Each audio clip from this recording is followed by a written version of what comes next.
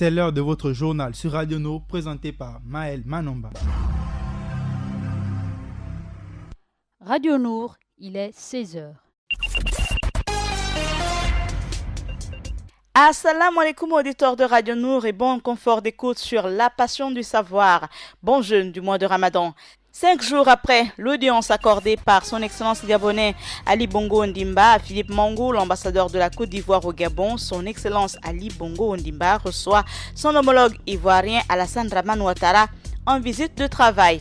Réunis en session extraordinaire le mardi dernier au 15 mai autour de Rénine de Mézorobian, le Conseil économique, social et environnemental a reçu le Premier ministre gabonais Julien Korébé-Kalé et son équipe gouvernementale venue présenter les stratégies et plans d'action de certains ministères pour la relance de l'économie.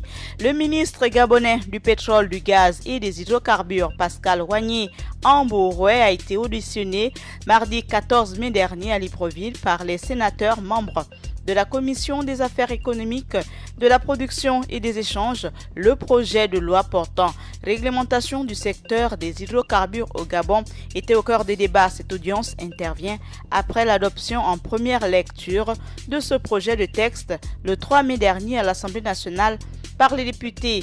Du foot dans cette édition d'information pour parler de la Coupe de la Ligue, l'AS Manga Sport sacrée championne du Gabon 2019. 572,6 milliards de nos francs, c'est le chiffre de notre rédaction. Ensuite, nous ferons le tour de l'actualité avec Ida Ibinga et Adiza Damou et Sono. Radio Nour, il est 16h.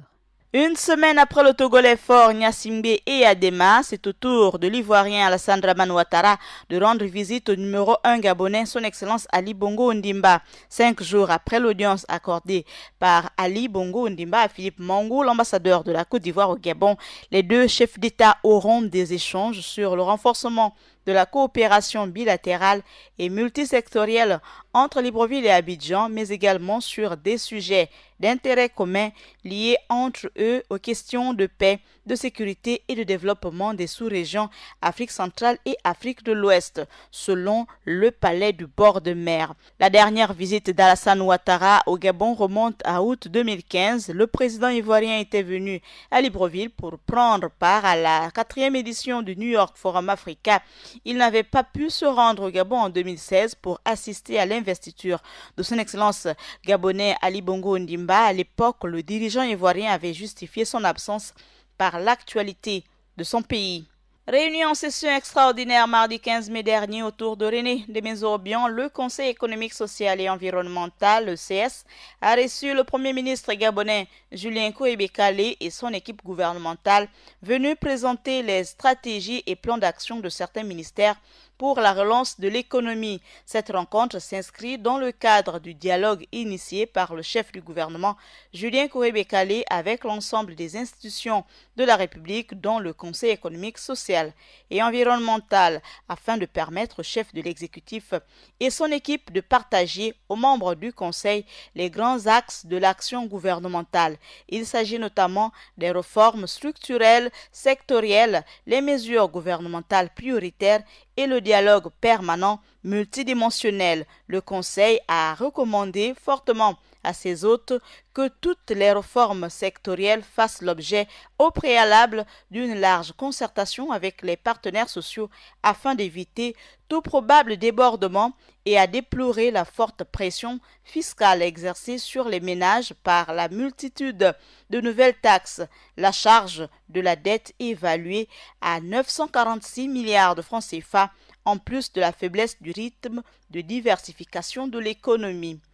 Le ministre gabonais du pétrole, du gaz et des hydrocarbures, Pascal Wagné-Ambouroué, a été auditionné le mardi 14 mai dernier à Libreville par les sénateurs membres de la Commission des affaires économiques, de la production et des échanges. Le projet de loi portant réglementation du secteur des hydrocarbures au Gabon.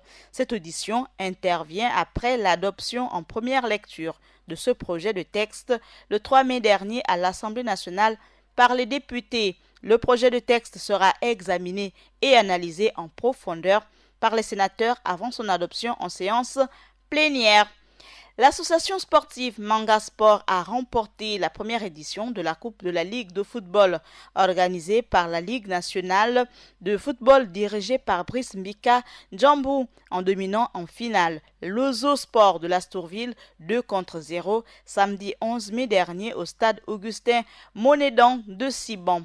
572,6 milliards de nos francs, c'est le chiffre de notre rédaction, alors que la dernière note de conjoncture élaborée et publiée par la Direction générale de l'économie et de la politique fiscale a mis en avant les excellentes performances de la filière minière.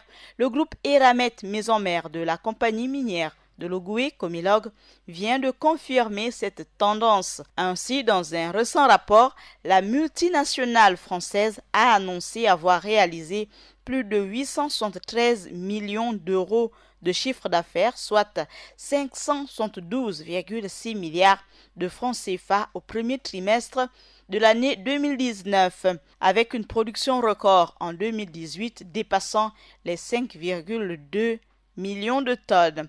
Place à présent à la page musulmane avec Adiza Adamou et Sono. Assalamu alaikum Adiza.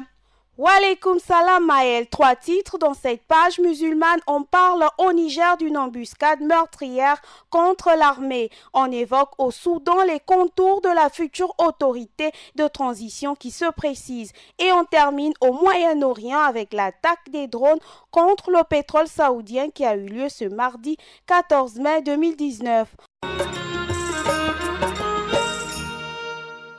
On démarre l'actualité musulmane au Niger avec cette embuscade meurtrière contre l'armée. C'est une attaque d'envergure, Maël, qui a visé l'armée nigérienne ce mardi à Balébéry, près de la frontière avec le Mali. Le bilan encore très incertain, mais il est déjà très lourd. Plus d'une dizaine de morts, des blessés et des disparus. Certains ont pu rejoindre la base militaire de Oualam, un peu plus au sud, mais du côté du Niger, rien ne flirte. Selon une source militaire, des renforts nigériens avaient été déployés sur place et que les Français de la force Bakarne pourraient appuyer les opérations dans les heures à venir. On parle aussi au Soudan des contours de la future autorité de transition. Après 2 jours de discussion, la nouvelle a été accueillie par des scènes de liesse dans les rues. Un gouvernement de transition dont il reste encore à définir la structure interne va bel et bien être lancé pour remplacer le conseil militaire qui gère les affaires du Soudan depuis le 11 avril, date de la destitution du président Omar el-Béchir. Les civils souhaitent 4 ans, les militaires 2 ans, mais ce sera un gouvernement de transition pour 3 ans, le temps de mettre en place les élections et les représentants de la société civile. Enfin, on clôture l'actualité musulmane au Moyen-Orient avec l'attaque des drones contre le pétrole saoudien.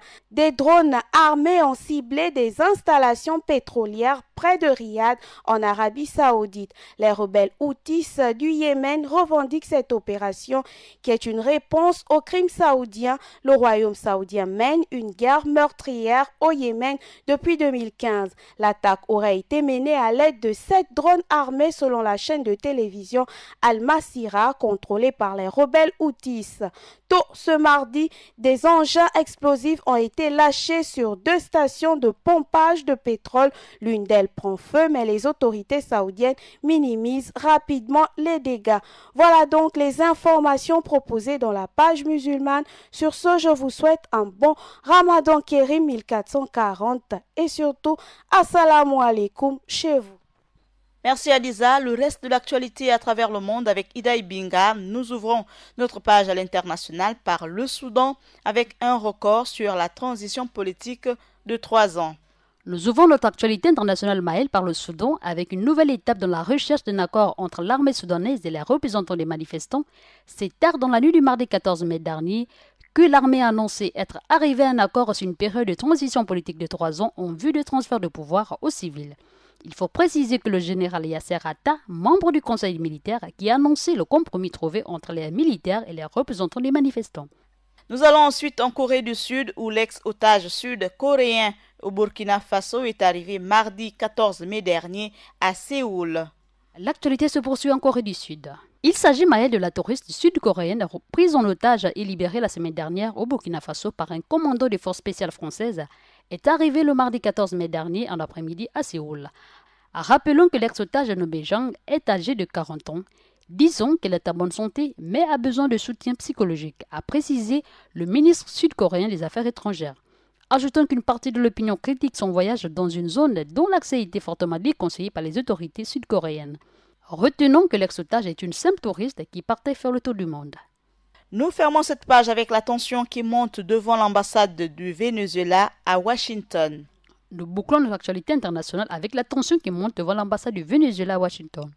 Face à cette situation confuse autour de l'ambassade du Venezuela à Washington, occupée depuis le 24 avril dernier par les militaires américains qui refusent de céder le bâtiment aux représentants de Juan Guaido, le président par intérim reconnu par les États-Unis, notons également que les diplomates vénézuéliens qui y travaillaient auparavant ont quitté les lieux depuis l'expiration de leur visa après la rupture des relations diplomatiques entre Washington et Caracas.